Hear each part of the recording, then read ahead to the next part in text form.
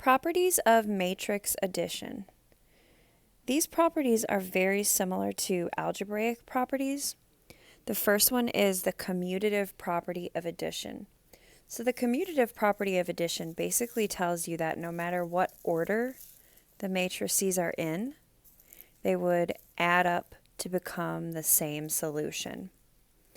So if you had a matrix like 2, 1, 3, 4 plus 1, -2, -2, 1, it would be exactly the same thing as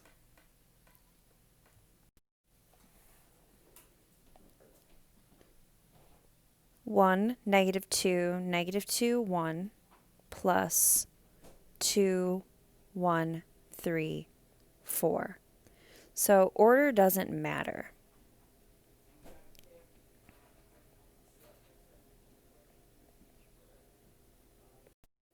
Associative property of addition is a little similar, however, this refers to grouping and the order of grouping. So if you have three matrices, A, B, and C, A plus B plus C, where you do the operation A plus B first and then add on the C, is the exact same thing as A plus B plus C, where you do the operation of B plus C first. So what this basically means is that the order of the grouping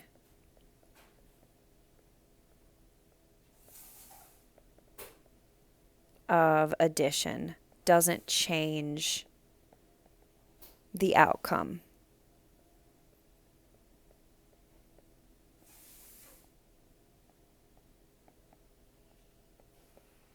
Which allows you to regroup things if you're solving for missing variables. We also have the additive identity property. And the additive identity property states that A plus 0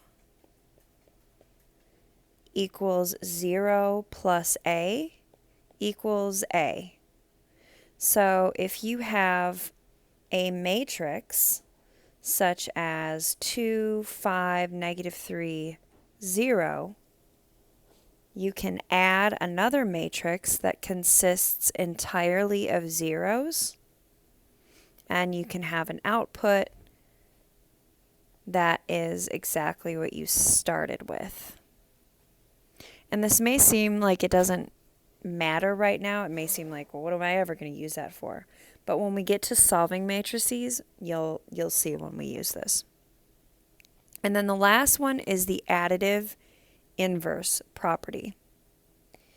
And the additive inverse property states that if you have a matrix A, if you add the opposite of that matrix, they cancel out.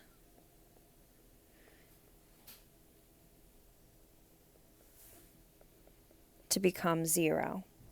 So for example, if you have the matrix 2, 5, -1, -3, if you were to add -2, -5, 1, 3, all of those elements would cancel out to become 0, 0, 0, 0. And these are our four main properties of matrix addition.